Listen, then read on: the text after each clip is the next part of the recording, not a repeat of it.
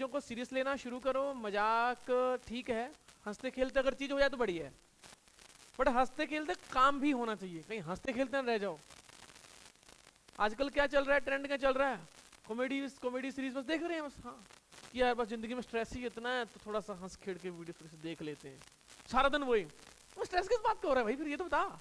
सारा दिन हंसता ही रहता है, किस बात का स्ट्रेस है? वो एक्चुअली ये है ना कि जब मैं कॉमेडी मूवी नहीं देखता तो स्ट्रेस में आ जाता हूँ मैं। कॉमेडी रील्स देख ली, इन्फ्लुएंसर देख लिए, ये काम नहीं करना है, सीरियस हो जाना है। मिनरल न्यूट्रिशन में देखते हैं।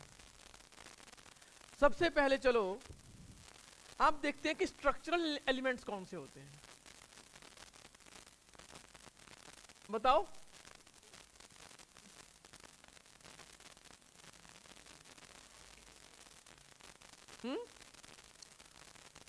जो स्ट्रक्चर बनाते हैं, जो मेजर स्ट्रक्चर बनाते हैं प्लांट की, कैटालिटिकल रोल नहीं, स्ट्रक्चरल एलिमेंट्स। इसमें से क्वेश्चन बनता है, देखना कहीं कार्बन तो नहीं है उसमें, कहीं हाइड्रोजन तो नहीं है, देखो कहीं ऑक्सीजन तो नहीं है, ऐसा क्यों? और कौन सा उसमें? नाइट्रोजन। क्यों होता है, चलो हम देख लेते हैं। चार ही बोले होंगे उन्होंने, और तो नहीं बोला कोई, चार ही होते हैं, क्योंकि कार्बन से क्या, हाइड्रोजन से, ऑक्सीजन से क्या शुगर्स नहीं बनते? क्या बहुत सारे बायोमोलिक्यूल्स नहीं बनते हैं, बताओ? प्रोटीन भी बनते हैं, ठीक है। अमाइनो एसिड के स्ट्रक्चर में भी CHO होता है, कार्बोहाइड्रेट के स्ट्रक्चर में CHO होता है, प्रोटीन के स्ट्रक्चर में भी क्या होता है, CHO होता है। नाइट्रोजन की बात अगर हम करते हैं तो ये कहाँ प्रेजेंट रहता है? ये आप देखोगे न्यूक्लियोटाइड्स में रहता है, बिल्कुल ठीक है। प्रोटीन्स में रहेगा, यानी कि अमाइनो एसिड्स में रहेगा, अमाइनो एसिड्स में रहेगा। और प्रोटीन, न्यूक्लियोटाइड कौन कौन से होते हैं? DNA and RNA। अगर देखा जाए protein, amino acid, sugar, biomolecule से सारे सारे स्ट्रक्चरल एलिमेंट होते हैं। ये मेन स्ट्रक्चरल ढांचा, स्केलेटन बनाते हैं प्लांट का। क्या बनाते हैं? स्केलेटन बनाते हैं। जैसे बिल्डिंग का ढांचा होता है, बिल्डिंग का ढांचा मेन क्या रहता है? तो उठा लो कि पिलर लगा दिए, सीमेंट लगा दिए, बाकी छोटी मोटी चीजें तो बाद में चलती रहती हैं। मेन तो जो स्केलेटन होता है बिल्डिंग का वही होता है ना, तो मेन स्केलेटन बनाते हैं। अब यहाँ पे क्वेश्चन आता है कि कौन सा स्ट्रक्चरल एलिमेंट नहीं है, ये पूछ लिया जाता है। दूसरे नंबर पे कौन सा है फिर? इसके बाद आता है कौन सा? कैटालिटिकल रोल वाला आता है। कौन सा आ जाएगा? अब कैटालिटिकल रोल में बहुत सारे हैं, बहुत सारे हैं, बट इसमें से उसने कुछ ही एग्जांपल दिए, इसने ज्यादा एग्जांपल नहीं दिए। अगर हम बात करते हैं मैग्नीशियम की, बात हम कर लेते हैं एक, तो क्या मैग्नीशियम एक एंजाइम है जिसका नाम है DNA पॉलीमरेज, उसकी एक्टिव साइट में प्रेजेंट नहीं होता है क्या? आप बताओ, होता है कि नहीं होता है? RNA पॉलीमरेज एक्टिव साइट में भी होता है। और साथ में रुबिस्को नाम सुना है? क्या नाम होता है रुबिस्को का? कार्बोक्सिलेज ऑक्सीजिनेज। ये मैग्नीशियम उसकी एक्टिव साइट पे प्रेजेंट रहेगा, एज ए कोफैक्टर का काम करेगा, और साथ में क्या है, वो पूरी जो एंजाइम को एक्टिव करेगा।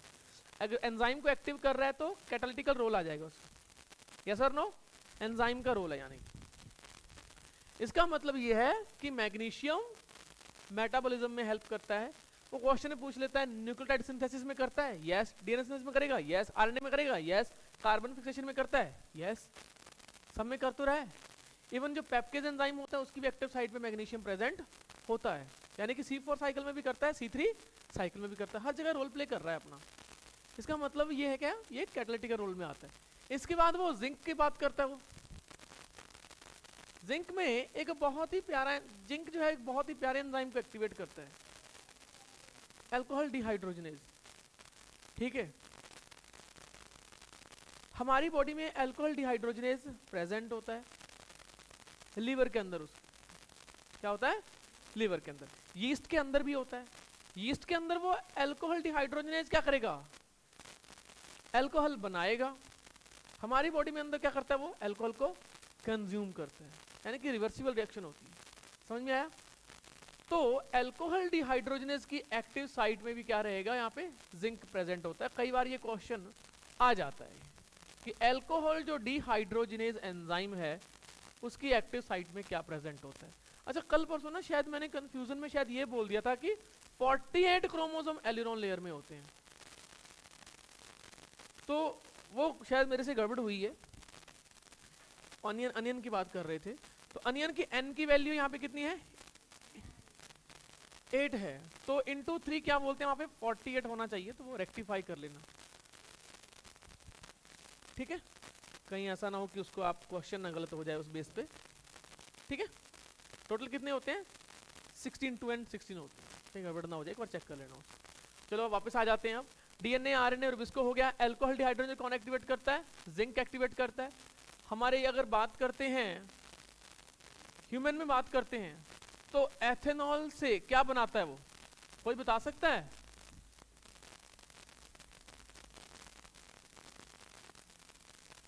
एसिटाल्डिहाइड बनाता है। क्या बनाता है? जबकि यीस्ट में क्या करता है वो, जस्ट उल्टा करता है, ठीक है। मैन ह्यूमन बेटर, ये ह्यूमंस में क्या करता है, ये एथेनॉल से एसिटाल्डिहाइड बनाता है। तो एथेनॉल से एसिटाल्डिहाइड बनने वाला जो होता है, जो बंदा गटक लेता है, कई होते हैं ना सुबह सुबह गटक लेते हैं, तो उनकी बॉडी में जाएगा, अल्कोहल एब्जॉर्ब होगा कहाँ पे, स्टमक से, डायरेक्ट स्टमक से। 90% जो होती है वो स्टमक से एब्जॉर्ब हो जाती है, पर इमीडिएटली कहाँ पहुँचती है, लीवर के पास पहुँचती है इमीडिएटली, ज़्यादा टाइम नहीं लगता उसको पहुँचने में। वहाँ पे अल्कोहल डिहाइड्रोजन अपना काम करना शुरू करता है, एसिटाल्डिहाइड बनाता है। एसिटाल्डिहाइड से बंदे को लगता है जरा झूम झूम,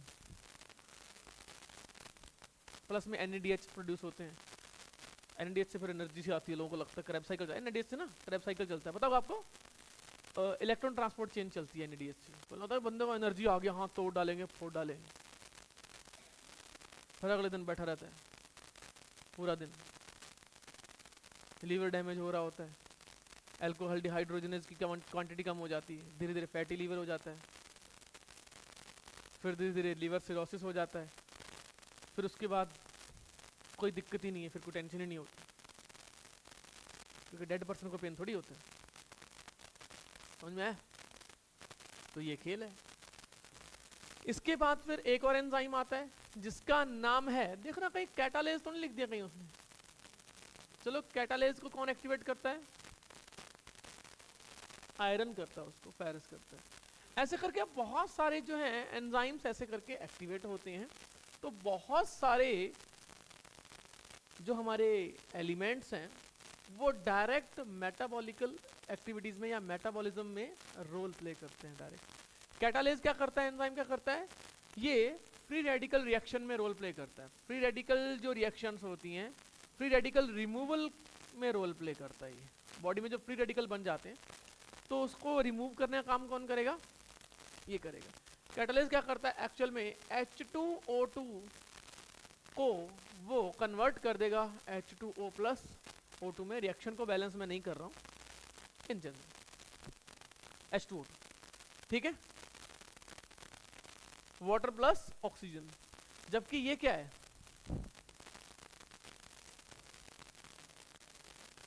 हाइड्रोजन पेरोक्साइड। डेंजरस होती है ना हाइड्रोजन पेरोक्साइड, बहुत डेंजरस होती है, पॉइजन होता है कंप्लीटली। तो देखो उसको एक हार्मलेस बिल्कुल क्या बोलते हैं हमारे प्रोडक्ट में, उसको कन्वर्ट कर दिया। कितना जरूरी इसलिए हो जाता है ये हो गया, ये कैटालिटिक रोल में है। इसका आता है बेनिफिशियल रोल। बेनिफिशियल रोल का मतलब क्या होता है कि भाई फायदा ही फायदा है, नुकसान तो कोई है नहीं, बट हाँ उसके बगैर जिंदगी चल सकती है। सुन लो भाई, जो एक्चुअल में जो मैक्रो और माइक्रोन्यूट्रिएंट्स होते हैं उनको एसेंशियल क्यों बोलते हैं, क्योंकि उनके बिना अगर एक की भी कमी होगी तो प्लांट की लाइफ पूरी नहीं होगी। प्लांट अगर एनी हाउ ग्रो करता भी है तो सीड नहीं बना पाएगा, यानी कि अपना वो लाइफ साइकिल कंप्लीट अपना नहीं कर पाता, और ना ही उसकी कमी दूसरे से पूरी की जा सकती। ये क्राइटेरियाज होते हैं, ये क्राइटेरिया होते हैं। आप कोई भी क्या करोगे, फॉर एग्जाम्पल जो है आपने फेरस की कमी कर दी, अरे काम कर इसको निकल दे दे यार, क्या पता काम चल जाएगा, नहीं, वो कमी पूरी नहीं हो पाएगी। ये होता ही है ना, समझ में आया कि नहीं है?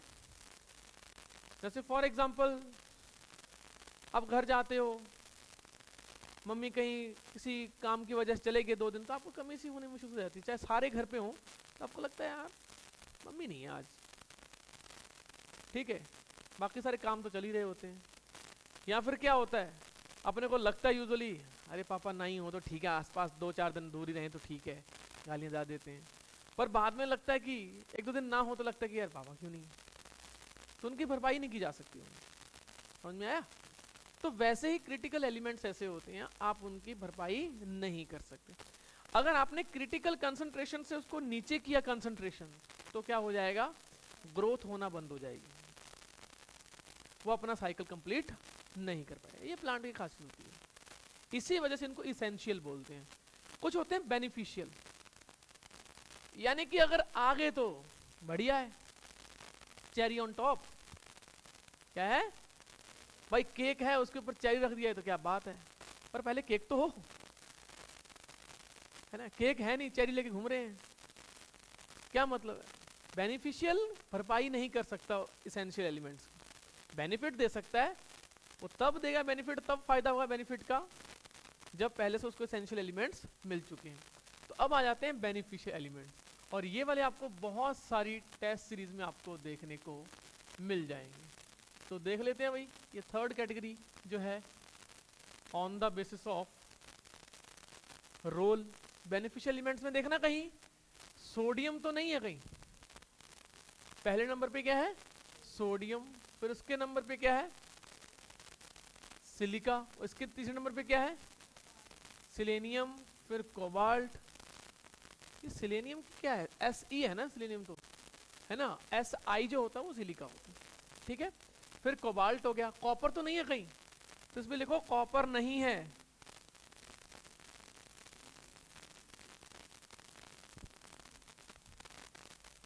कॉपर तो क्या है,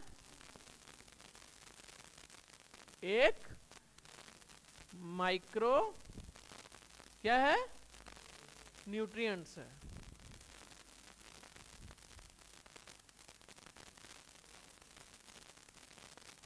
आज भी आपको 4 बजे कहीं नहीं जाना है, आज भी एक सर आएंगे, आपसे मुलाकात करेंगे, थोड़ी सी बातचीत करेंगे।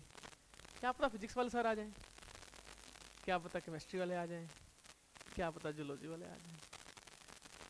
तो कोबाल्ट यहाँ पे याद रखना, कोबाल्ट नहीं है, कॉपर तो एक माइक्रोन्यूट्रिएंट्स है, इसेंशियल एलिमेंट्स है वो।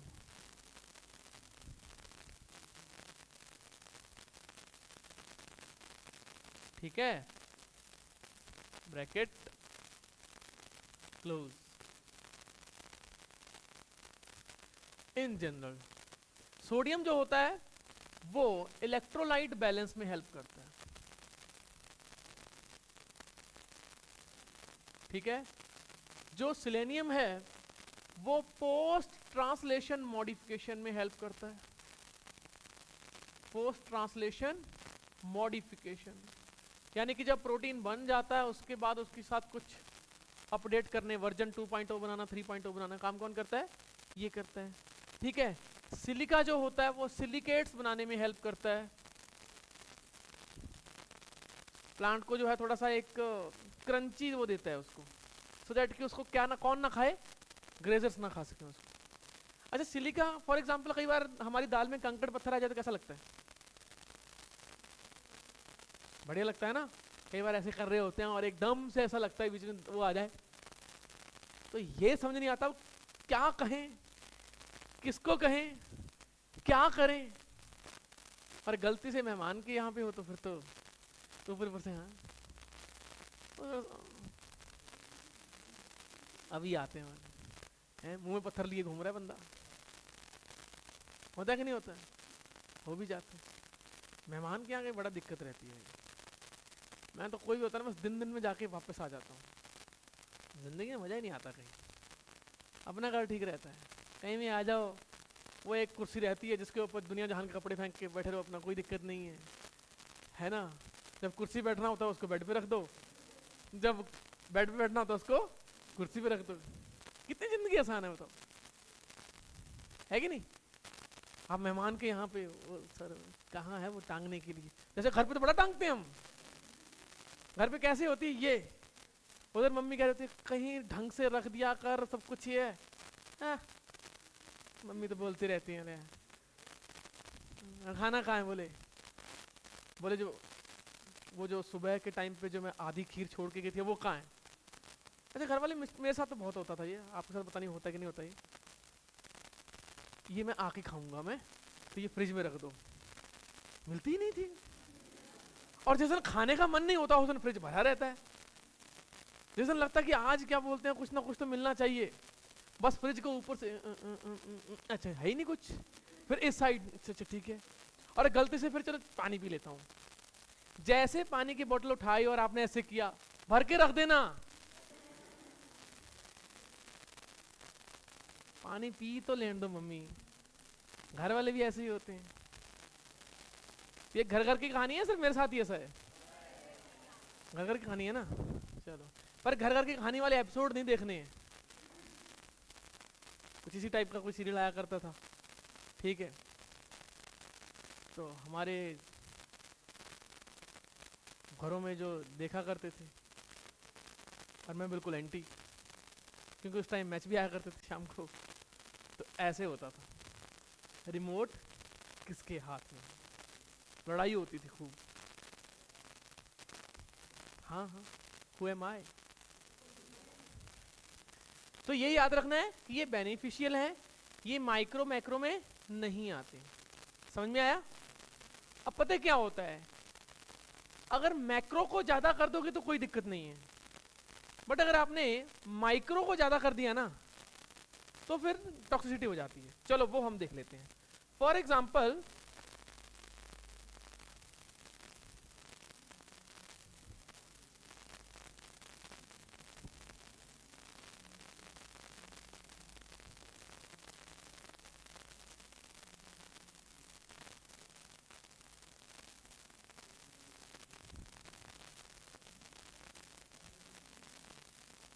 एक जो है क्रिटिकल कंसंट्रेशन है, क्या है ये, क्रिटिकल कंसंट्रेशन है ये वाली, ठीक है। और ये है माइक्रोन्यूट्रिएंट्स, समझ में आया। अगर इससे माइक्रोन्यूट्रिएंट्स को ज्यादा करोगे आप तो ये क्या हो जाएगी, ये टॉक्सिक कंसंट्रेशन चली जाएगी, टॉक्सिसिटी हो जाएगी of trace elements. Trace element कौन से होते हैं, माइक्रोन्यूट्रिएंट्स को हम क्या बोलते हैं, उनको ट्रेस करना पड़ता है, छोटे छोटे को, इतने कम कंसंट्रेशन में उनको ट्रेस करना पड़ता है उनको, that's why they are called trace elements and micronutrients. अब इसके बाद जो है कौन से आ जाते हैं, देखो इनकी टॉक्सिसिटी तो कभी हो ही नहीं सकती, क्रिटिकल कंसंट्रेशन तो हो सकती है बट इनकी टॉक्सिसिटी नहीं होती है यूजुअली। बहुत ही ज्यादा आपने कर दिया तो अलग बात है, 1-2%, 5%, 10%, 20% से कोई दिक्कत नहीं है इनको। हाँ 3x 4x आपने कर दिया, 400% बढ़ा दिया तो टॉक्सिसिटी आ सकती है, अदरवाइज टॉक्सिसिटी मैक्रो एलिमेंट्स की या फिर मैक्रो न्यूट्रिएंट्स की इतनी जल्दी नहीं आती। इसी वजह से एनसीईआरटी इसकी टॉक्सिसिटी के बारे में जिक्र नहीं करती, किसके बारे में बता रही है सिर्फ और सिर्फ, और ये वाला जो लेवल है ये दोनों के लिए एप्लीकेबल है, क्रिटिकल कंसंट्रेशन। तो एक ये आया हुआ है, एक क्वेश्चन आया हुआ था एम्स में कि क्रिटिकल कंसंट्रेशन किसके लिए एप्लीकेबल है, हाउ मेनी, ठीक है। और फिर कॉलम 2 में दिया हुआ है कि टॉक्सिक जो कंसंट्रेशन है वो किसके लिए एप्लीकेबल है, तो दो टेबल दिए हुए हैं, क्रिटिकल कंसंट्रेशन दोनों के लिए एप्लीकेबल है, एक बॉटम से नीचे जाएंगे तो दोनों ही क्या करेंगे, दोनों की डेफिशिएंसी हो जाएगी। तो ऊपर की तरफ टॉक्सिसिटी है, नीचे की तरफ क्या है, डेफिशिएंसी। तो डेफिशिएंसी तो दोनों की शो होगी, टॉक्सिसिटी सिर्फ किसकी शो हो रही है देखा जाए तो माइक्रो। कितना बढ़िया क्वेश्चन है ये, पूरा पूरा ग्राफ वाला क्वेश्चन बनता है, ए बी सी अगर मैं लिख दूं यहाँ पे तो थैंक गॉड ऐसे नहीं आते हैं, तो ये शुक्र मनाओ कि ऐसे क्वेश्चन नहीं आते हैं। वही घिसपिट के which of the following is the role of the zinc, which of the following element is present in the active site of alcohol dehydrogenase, ये करने हैं, वो भी नहीं कर सकते तो फिर एक ही काम करना है आपको, घर पे जाना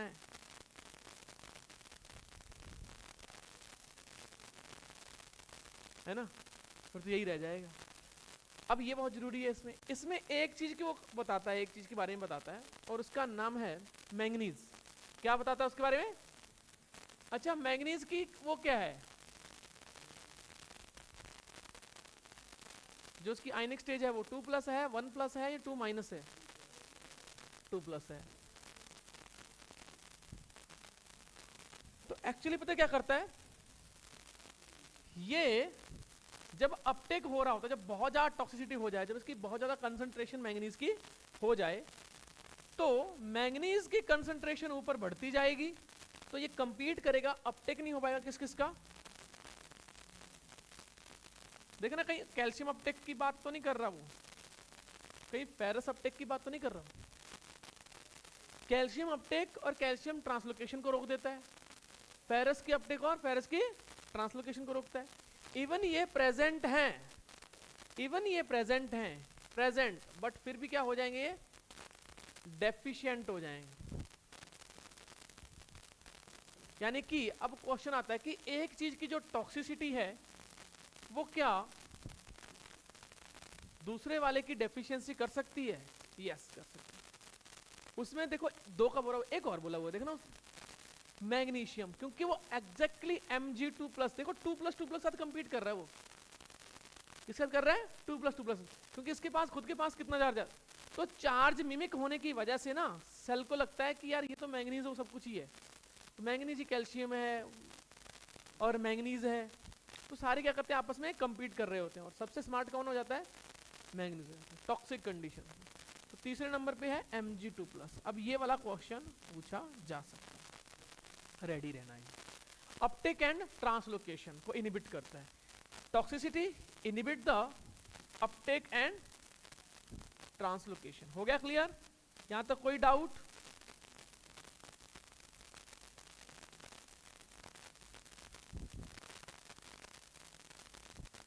कोई डाउट है? टफ है, इजी था? ये वीवीआईपी है, इसके बारे में बहुत बार पूछा जाता है। ठीक है, आगे बढ़े, चलो। नाइट्रोजन के बारे में देख लेते हैं।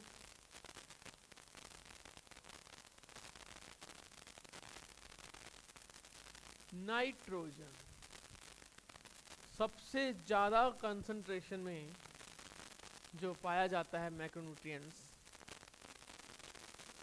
सॉइल से जो अपटेक किया जाने वाला, वो कौन सा होता है?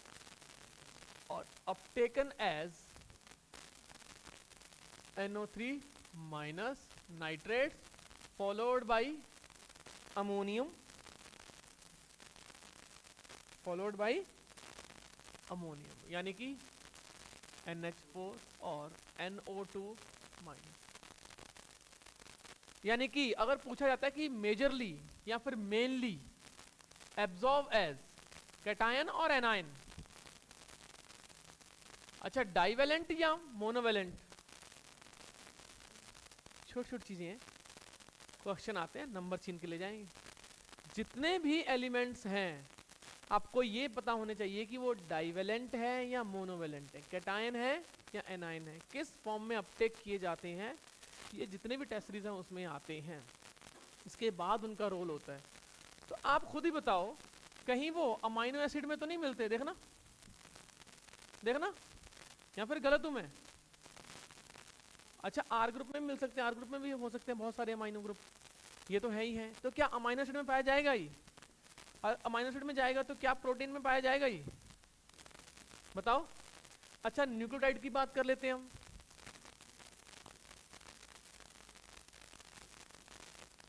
नाइट्रोजनस बेस, यस और नो? एडिनोसिन फॉर एग्जांपल क्या बोलते हैं, उसके अंदर नाइट्रोजन पाया जाएगा कि नहीं जाएगा? तो नाइट्रोजनस बेस में मिलेगा ही? आप बताओ भाई, खुद ही बताओ। नाइट्रोजन बेस में मिलेगा तो किसमें मिलेगा? डीएनए में, आरएनए में। अच्छा, अगर ऐसे एडिनोसिन ट्राइफॉस्फेट भी हो सकता है, तो क्या हो गया? एटीपी में, जीटीपी में। तो एटीपी और जीटीपी क्या है? एनर्जी मेटाबॉलिज्म में काम करती है। तो तो नाइट्रोजन मेटाबॉलिज्म में रोल प्ले करता है, यस। स्ट्रक्चरल में रोल प्ले करता है, बिल्कुल ठीक है। डीएनए रेप्लिकेशन जेनेटिक स्ट्रक्चर में रोल प्ले करता है, यस। सामने तो है, रट्टा मारने की जरूरत क्या है भाई? आप बताओ, ईमानदारी से बताओ मेरे को। हम तो रट्टा मारते हैं। पहले रोल देख लो उसका ध्यान से, ठंडे दिमाग से देख लो। एनसीईआरटी है, एनसीईआरटी की एग्जैक्ट लाइन बता देता हूं आपको, साथ में आ जाओ। This is the essential nutrient element required by the plant in the greatest amount। मैंने बोला था अभी ग्रेटेस्ट अमाउंट को हाईलाइट कर लेंगे, इसका मतलब क्या है, ये क्वेश्चन आता है।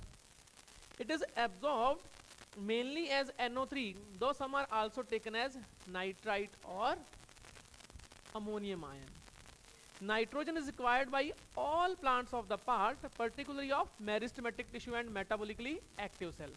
अब जब डीएनए और आरएनए बनाएगा तो मेरिस्टेमेटिक सेल जो रैपिडली डिवाइड करते हैं उसके अंदर डीएनए और आरएनए बनता है कि नहीं बनता? तो हो गया ना फैसला कि मेरिस्टेमेटिक में मिलेगा। मेरिस्टेमेटिक कहाँ होते हैं? Root apical meristem, shoot apical meristem, जो बिल्कुल न्यूली फॉर्म सेल्स होती हैं उसमें बनते हैं। तो वहाँ पे नाइट्रोजन मिलती ही मिलती है। इसी वजह से इसकी रिक्वायरमेंट सबसे ज्यादा कहाँ मिलती है? सबसे ज्यादा रिक्वायरमेंट कहाँ है इसकी?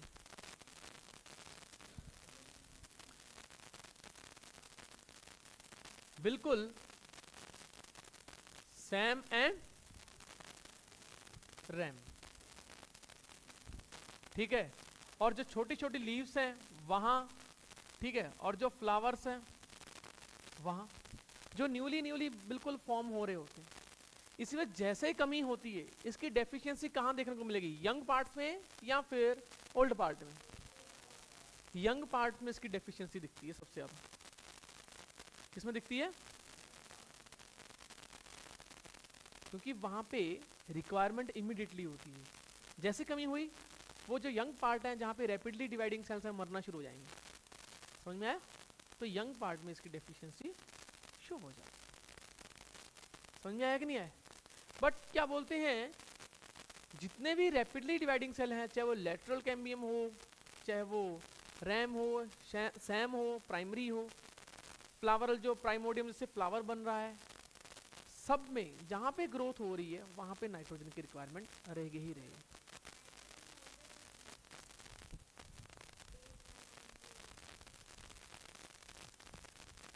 वो उसका रीजन है। उसका रीजन क्या है?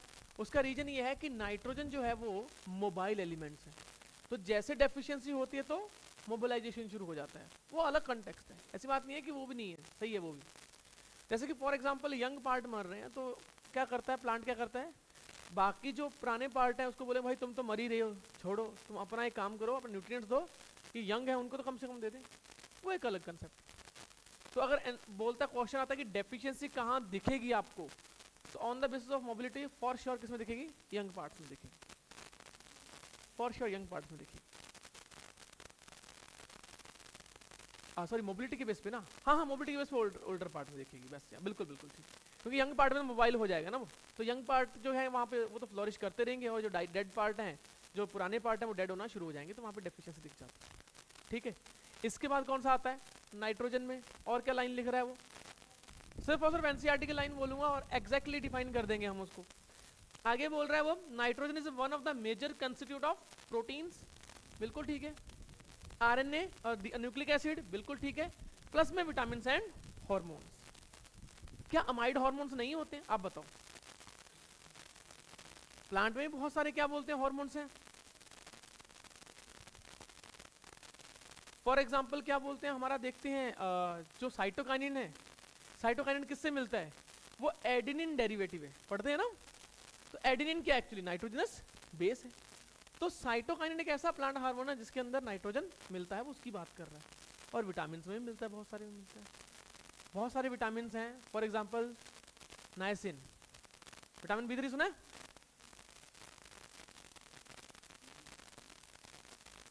इसका नाम नाइसिन है। विटामिन B3 को नाइसिन बोलते हैं। अच्छा, B2 को क्या बोलते हैं? दुखती रग पे हाथ रखना, विटामिन का नाम पूछना, है ना। मुहावरे जैसे बोलते हैं कि मुहावरे सिद्ध करो, दुखती रग पे हाथ रखना, विटामिन के नाम पूछना। B1 का नाम क्या है? विटामिन B1 का नाम क्या है? थायमिन या थियामिन? थायमिन तो THY वाला क्या होता है? वो तो पिरिमिडिन होता है। विटामिन क्या होता है? थियामिन, है ना। B2 का नाम क्या होता है? राइबोफ्लेविन, बिल्कुल ठीक है। B3 का नाम क्या है? हाँ हाँ बिल्कुल सही बोला। B3 का नाम क्या है? नियासिन। B4 का नाम क्या है?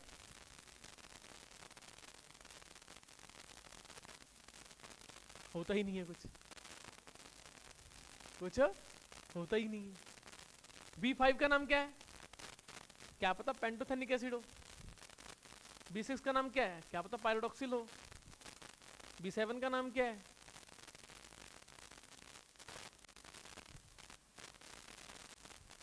अच्छा B9 का नाम तो बता दो कम से कम, ये तो पता ही होगा।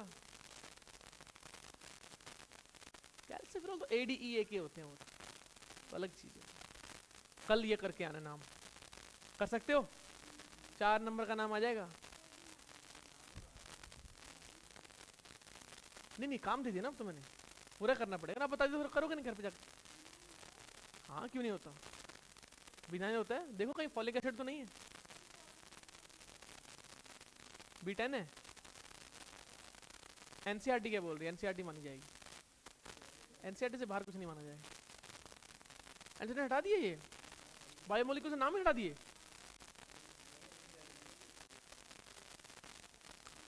तो क्या ही कर, फिर क्या करना, छोड़ो रहने दो। चलो आगे देखते हैं। अब नाइट्रोजन के बाद कौन सा आता है? फॉर एग्जांपल फास्फोरस देखते हैं। चलो भाई फास्फोरस। अच्छा आप खुद बताओगे, देखना फास्फोरस कहीं फॉस्फेट हेड में तो नहीं मिलता कहीं, मेम्ब्रेन की, प्लाज्मा मेम्ब्रेन की। याद करो कुछ, यहां गलत बोल रहा हूं, देख लो कहीं गलत बोल रहा हूं, क्या पता। फॉस्फेट हेड प्लाज्मा मेम्ब्रेन मिलेगा। एडिनोसिन ट्राइफॉस्फेट, क्या होता है ये? फॉस्फेट है, ये एडिनोसिन है, क्या ये कहीं एटीपी तो नहीं है कहीं? देखो यस और नो। वो sugar phosphate, sugar phosphate, sugar phosphate, वैसे ही शुगर फॉस्फेट, शुगर फॉस्फेट, ठीक है, शुगर फॉस्फेट। ये शुगर फॉस्फेट जो बैकबोन है फॉस्फोडाइएस्टर बॉन्ड, तो क्या डीएनए की स्ट्रक्चर में प्रेजेंट नहीं होता है? क्या है कि होता कि नहीं होता? आप खुद बता दो भाई।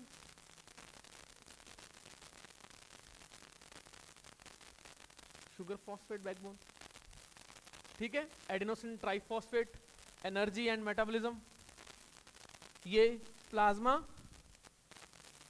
मेम्ब्रेन और बहुत सारे विटामिन में प्रेजेंट होता है। यस और नो? तो सेल मेम्ब्रेन की स्ट्रक्चर में प्रेजेंट रहेगा ये? यस रहेगा। क्या वो मेम्ब्रेन की जो है लिक्विडिटी को बनाए रखेगा? यस बना के रखता है, उसके स्ट्रक्चर को बना के रखता है, ठीक है। एटीपी यानी कि एनर्जी जो है, मेटाबॉलिक रिएक्शंस हैं, जितना ज़्यादा फॉस्फेट है सेल के पास प्रेजेंट है उतना ज़्यादा क्या हो जाएगी? सेल एनर्जेटिक हो जाएगी। फॉस्फोरस जो होता है वो यूजुअली आपको एयर से नहीं मिलता, वो जो गैस साइकिल नहीं होता, उसका कौन सा साइकिल होता है? सेडिमेंट्री साइकिल होता है। कौन सा होता है? इसी वजह से इसकी डेफिशिएंसी बनी रहती है हमेशा। इवन नाइट्रोजन से भी ज़्यादा डेफिशिएंसी किसकी बनी रहती है? फॉस्फोरस की बनी रहती है, टेरेस्ट्रियल में भी एज वेल एज एक्वेटिक, दोनों में। एक्वेटिक में तो बहुत बनी रहती है, ठीक है, टेरेस्ट्रियल में भी बनी रहती है उसकी। टेरेस्ट्रियल फिर भी क्या बोलते हैं, रॉक से अपटेक हो सकता है। अच्छा ये अपटेक किस फॉर्म में होगा? अब बात आ जाती है, देखा H2PO4 है या HPO4 है? मेनली HPO4 माइनस है कि 2+ है वो?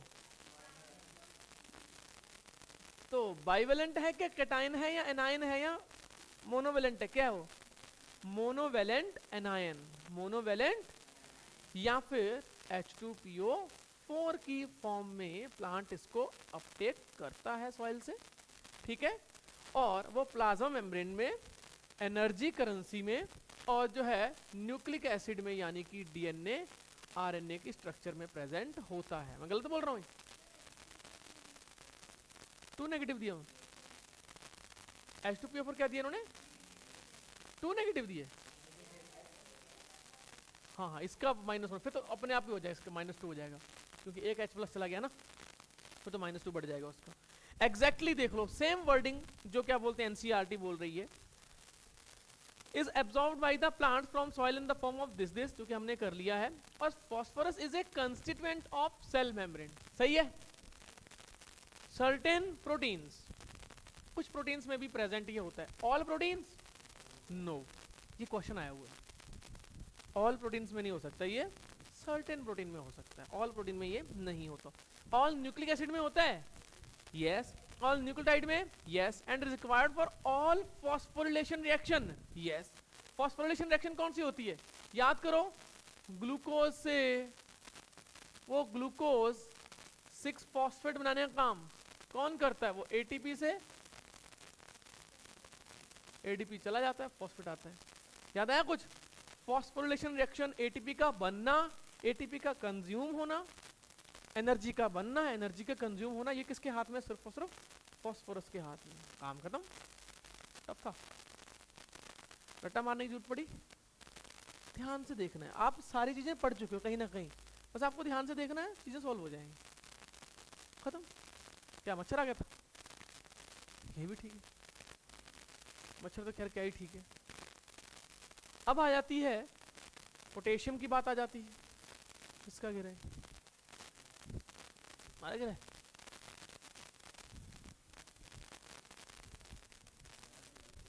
उड़ के चला गया? कैसे देखना? मेरे को उड़ता देखना है इसको। अच्छा, क्या पता उड़ के चला गया हो। अगर पेंसिल उड़ने लग गई तो मेरे को देखना, ये मिस्ट्री है, ये एक जादू है ना। अब आ जाती है पोटेशियम।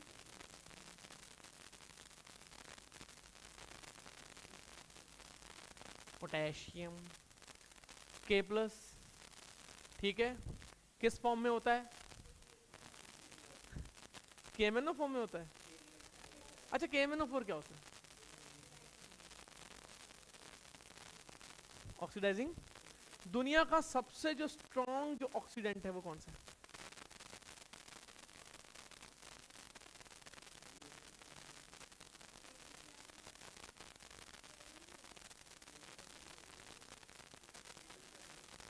Chlorophyll A.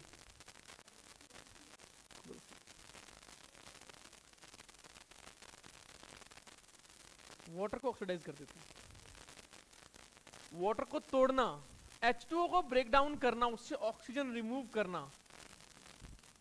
कितना टेम्परेचर लगता है? कहीं ना कहीं शायद कुछ रिएक्शन में बोला होगा, मेरे को पता नहीं, 1800 डिग्री से भी ज्यादा लगता है टेम्परेचर। 1800 डिग्री से भी ज्यादा टेम्परेचर लगता है। और प्लांट 5 डिग्री टेम्परेचर है, तब भी फोटोसिंथेसिस करके ऑक्सीजन को ऐसे बाहर निकाल देते हैं। जादू देखा? देखा जादू? ये होता है जादू, ये होती है प्लांट की खासियत।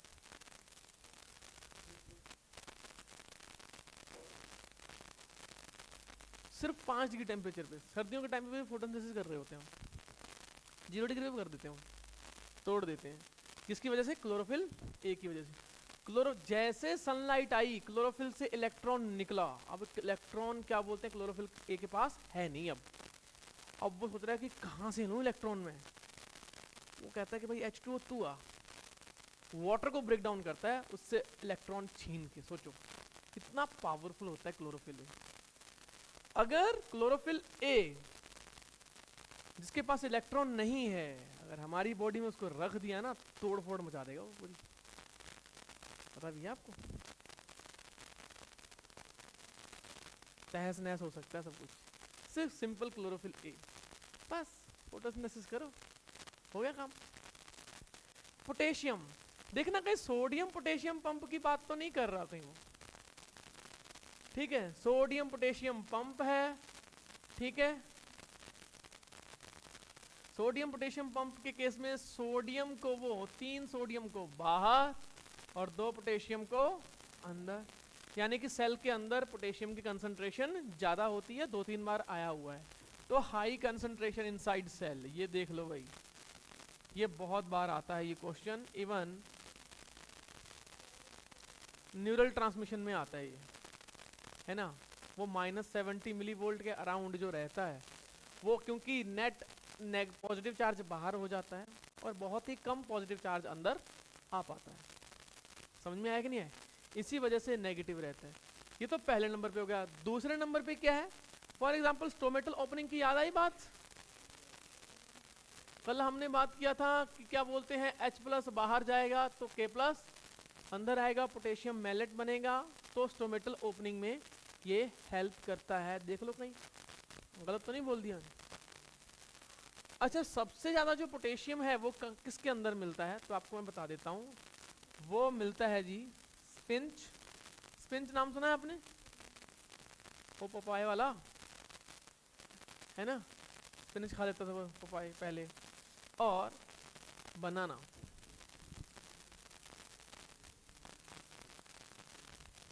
ठीक है। और जो रॉक सॉल्ट होता है उसमें भी क्या मिलता है? पोटेशियम मिलता है। सोडियम नुकसान करता है एक्चुअल में हमारी सेल में। वैसो कंस्ट्रिक्टर का काम कौन कर रहा होता है? सोडियम।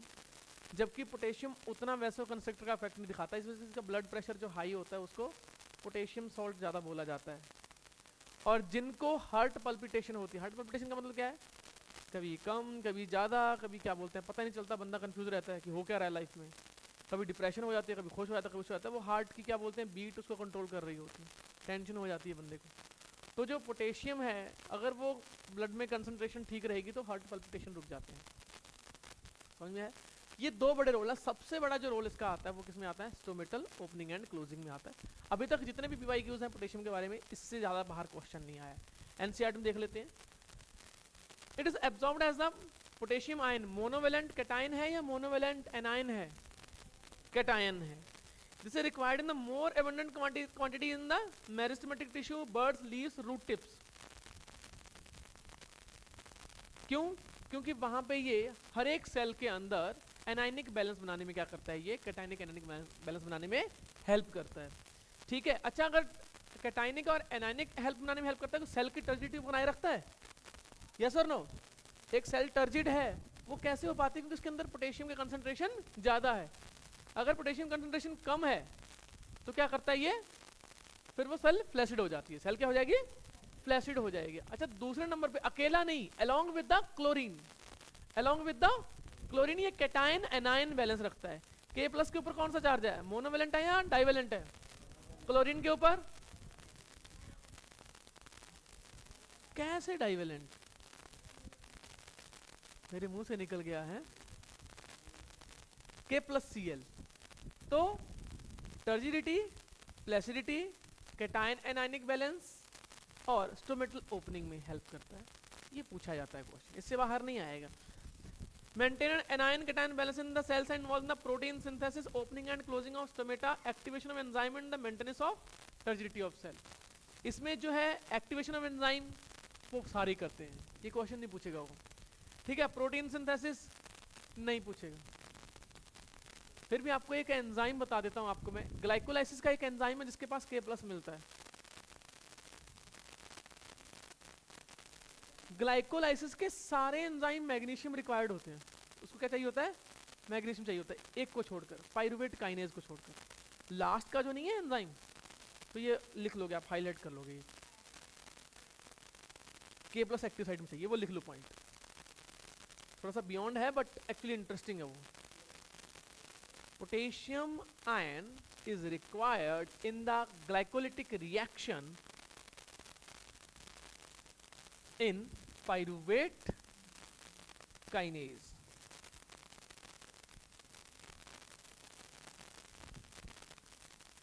अच्छा, पाइरुवेट काइनेज क्या करता है एक्चुअल में, आप बताओ? फॉस्फोइनोल पाइरुवेट से पाइरुवेट बनाएगा और प्लस में ATP भी बना देता है।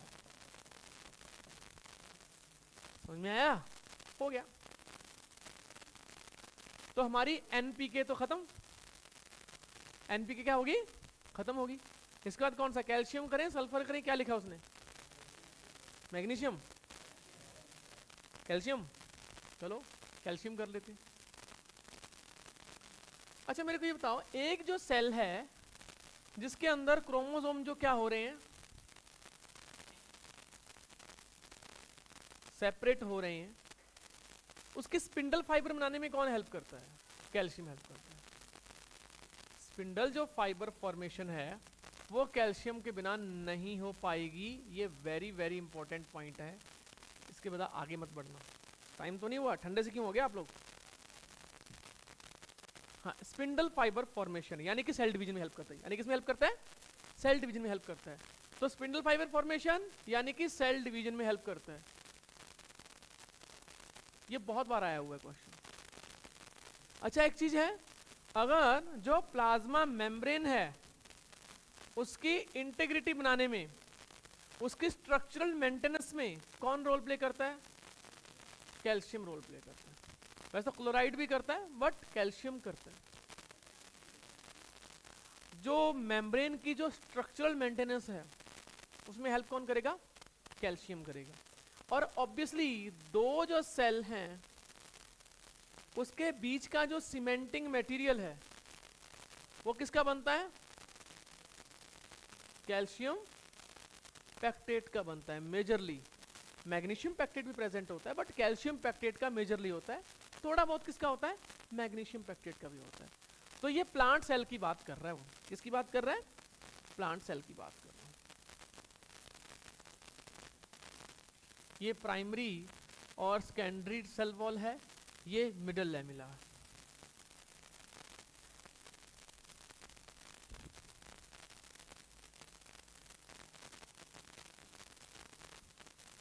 और ये प्लांट सेल की ही बात कर रहा है। समझ में आया? कैल्शियम जो है याद रखना ये डाइवेलेंट कैटायन की फॉर्म में अपटेक होता है और ये इमोबाइल एलिमेंट होता है। इमोबाइल एलिमेंट का मतलब क्या होता है? एक बार ये इंटीग्रेट हो गया फिर नहीं जल्दी निकलता। इसको सेल में स्टोर कौन करता है? किसी भी सेल में स्टोर कौन करता है बता सकते हो? कोई ऐसा ऑर्गेनेलिज्म जो क्या करता है? कैल्शियम को स्टोर करता है।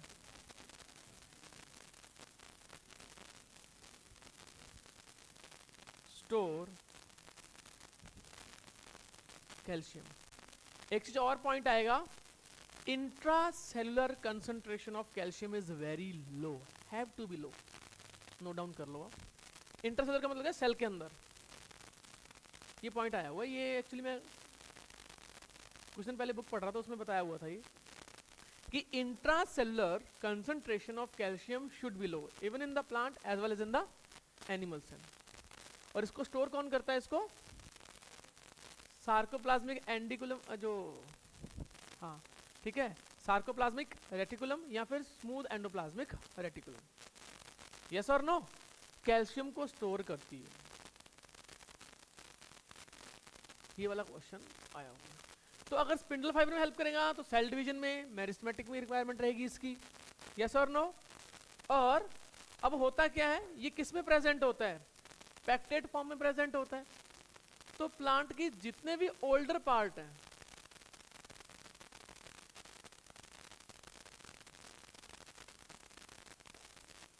वहां पे ये इमोबाइल हो जाता है। वहां पे क्या हो जाता है? अगर कैल्शियम की कमी हुई तो यहां से इसको ट्रांसलोकेट करना बहुत क्या है? मुश्किल है। Calcium along with the sulphur, but sulphur थोड़ा बहुत मोबिलिटी सल्फर में होती है, कैल्शियम में बहुत ही कम होती है। कैल्शियम को 90% रीमोबाइल, देखो अपटेक तो किया जा सकता है, मैं यहाँ पे इसका मतलब ये नहीं कि वो मोबाइल नहीं है कि उसको अपटेक ही नहीं किया जा सकता। अपटेक करके उसको मोबिलिटी उसकी है, बट एक बार अगर किसी उसमें सेल में चला गया, इंटीग्रेट हो गया सेल वॉल में, तो अब वहां से मूव करना उसका बहुत मुश्किल है। तो ये कहीं ना कहीं जो मोबिलिटी की बात कर रहा है, किसकी बात कर रही है? रीमोबिलिटी की बात कर रहा है। किसकी बात कर रहा है ये? रीमोबिलिटी की, यानी कि दोबारा मोबाइल नहीं किया जा सकता। तो पुराने पार्ट्स में रह जाएगा, पुराने पार्ट्स में रहने के बाद अब वो यंग पार्ट्स में उसकी डेफिशिएंसी इमीडिएटली हो जाएगी क्योंकि उसको मोबाइल किया ही नहीं जा सकता। इसके ऊपर क्वेश्चन भी आया, वही सेम चीज, ठीक है, देख ले इसके बारे में। यहाँ पे सारा खेल एनसीईआरटी का, एज इट इज एनसीईआरटी की लाइन आएगी, एज इट इज। क्या बोल रहा है वो? Absorb from the soil in the form of, बिल्कुल ठीक है, required for the meristematic and differentiating tissue. Meristematic यानी कि ऑब्वियसली सेल डिवीजन में वो हेल्प कर रहा है, स्पिंडल फाइबर फॉर्मेशन में हेल्प करता है। डिफरेंशिएटिंग यानी कि जब मैच्योरिटी होती है, मैच्योरिटी के लिए क्या करना पड़ता है? वेसिकुलर ट्रांसपोर्ट करना पड़ता है। वेसिकुलर ट्रांसपोर्ट किस पे होता है? माइक्रोट्यूब्यूल्स पे होता है। और माइक्रोट्यूब्यूल की स्ट्रक्चर कौन बना के रखता है? कैल्शियम। ठीक है, आगे क्या बोल रहा है? During cell division it's used in the synthesis of cell wall, particularly as the calcium packet in the middle lamella, needed during the formation of mitotic spindle, बिल्कुल ठीक है, accumulate in the older leaves, involved in the functioning of cell membrane, structural integrity बनाने में help करता है, maintenance में help करता है, it activate certain enzymes, ये याद करने की जरूरत पड़ी ये सबके लिए, और regulate the metabolic reaction, ये याद करने की जरूरत है नहीं, आपको स्पेसिफिक रोल याद करने हैं, आपको रट्टा नहीं मारना। ठीक है, यहां तक याद करने की जरूरत पड़ी? टाइम है अभी 6 मिनट और हैं, एक और कर लेते हैं।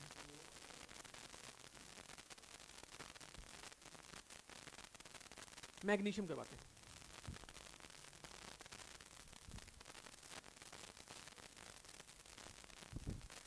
मैग्नीशियम का सबसे बड़ा रोल कहां पे है?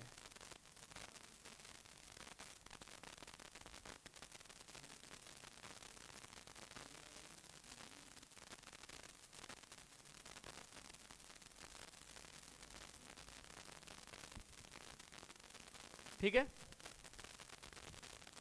ये वाली कौन सी रिंग है?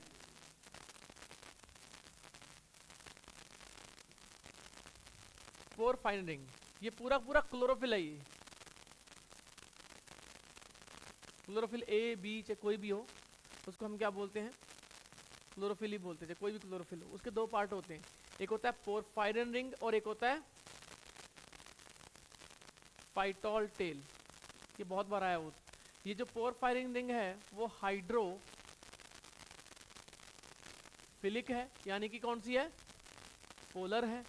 जबकि ये वाली कौन सी है? हाइड्रोफोबिक है, फैटी एसिड की बनी होती है और नॉन पोलर होती है। मैग्नीशियम का ये काम है पहले नंबर पे। तो क्वेश्चन आता है कि वो पोरफायरिन रिंग में होता है या फाइटोल टेल में होता है। ये कई बार एनसीईआरटी से बाहर क्वेश्चन पूछा जा सकता है। इवन ये सिलेबस में नहीं है, आपके एनसीईआरटी कहीं मेंशन नहीं करती, बट पता नहीं क्यों फीलिंग आ रही है कि इस बार क्वेश्चन ही आ सकता है। पता नहीं, आ भी सकता है। एक क्वेश्चन एनसीईआरटी से बाहर एनटीए डालता ही डालता है। वो सबको नहीं पता होता, अगर अपने को पता हो गया तो हम सबसे क्या हो जाएंगे? ऊपर हो जाएंगे। ये फायदा होता है 4 नंबर लेने, ये फायदा होता है। और पढ़ने में क्या जाता है? कुछ भी नहीं गया। देखो थोड़ा सा हल्का सा पॉइंट है, पोरफायरिन रिंग और फाइटोल टेल। इसकी वजह से होता क्या है, जब थाइलेकॉइड की जो क्या बोलते हैं वो मेम्ब्रेन है उसके ऊपर ये ऐसे करके एम्बेडेड होते हैं। हाइड्रोफोबिक जो टेल होती है वो प्लाज्मा मेम्ब्रेन में क्या हो जाती है? टेथर्ड हो जाती है, क्योंकि वो मेम्ब्रेन भी क्या होती है? हाइड्रोफोबिक, और इसकी टेल भी क्या है? हाइड्रोफोबिक। तो उसके अंदर क्या हो सकती है? टेथर्ड हो सकती है, वहां पे इंटीग्रेट हो सकती है, क्योंकि पोरफायरिन रिंग को बाहर रहना जरूरी है। अब ये बात आ जाती है कि जो पोरफायरिन रिंग के स्ट्रक्चर में ही फोटोन एब्जॉर्ब होते हैं। फोटोन जब एब्जॉर्ब होते हैं यहाँ पे होते हैं, ये फाइटोल टेल में नहीं होते। समझ में आया? अकेले नहीं घूम रहे होते क्लोरोफिल, साथ में इनके प्रोटीन्स भी घूम रहे होते हैं, रिएक्शन सेंटर बनते हैं, फोटो सिस्टम बनता है, अकेले नहीं होते। इसके साथ में क्या बोलते हैं, बहुत सारे एसेसरी पिगमेंट्स भी घूम रहे होते हैं, साथ में पूरी स्ट्रक्चर बनाते हैं, फोटो सिस्टम बनाते हैं, लाइट हार्वेस्टिंग कॉम्प्लेक्स बनाते हैं। वो हम देखेंगे, आगे जाके देखेंगे, अभी अपने को करने की जरूरत नहीं है। ठीक, ये वाला हो गया।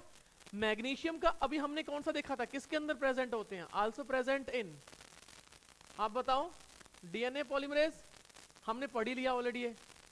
और किसके अंदर present in? RNA polymerase present in Rubisco, yes और नो? पेप्केज,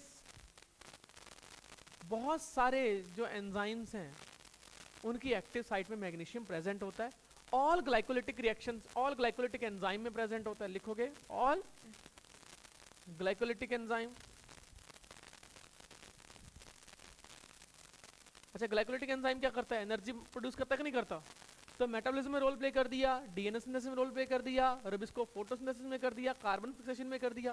पेप्केज क्या बोलते हैं एंजाइम जो है वो भी कार्बन फिक्सेशन में हेल्प करता है। ये सारी की सारी क्या बोलते हैं, एनसीईआरटी लिखती भी है मैग्नीशियम के बारे में, लिखते कि नहीं लिखती? देख लेते हैं उसको। इसी के साथ क्या बोलते हैं हम, क्या कर देंगे, क्लास आज की फिनिश कर देंगे। It is absorbed by the plant in the form of divalent cation या anion, cation. It activate the enzyme of respiration, किसकी बात कर रही है, रेस्पिरेशन। ग्लाइकोलाइसिस, ग्लाइकोलाइसिस रेस्पिरेशन का पार्ट नहीं है, रेस्पिरेटरी पाथवे नहीं है glycolysis. Photosynthesis, rubisco involved in the synthesis of DNA, RNA, DNA polymerase and RNA polymerase. Magnesium is the constituent of ring structure of chlorophyll, बिल्कुल ठीक है। और एक खासियत राइबोसोम की स्ट्रक्चर, जो राइबोसोम की जो स्ट्रक्चर जो है उसके अंदर मैग्नीशियम प्रेजेंट होता है, मैंगनीज नहीं, मैग्नीशियम। ये क्वेश्चन आया है, जल्दबाजी में गलत करके आए होंगे आप कि मैंगनीज राइबोसोम के स्ट्रक्चर में, मैंगनीज नहीं होता, कौन होता है, मैग्नीशियम। इसको हाईलाइट कर लोगे, उसी को हाईलाइट करोगे, क्योंकि बाकी सारा याद कर लोगे आप, वो हाईलाइट रह जाएगा, ठीक है।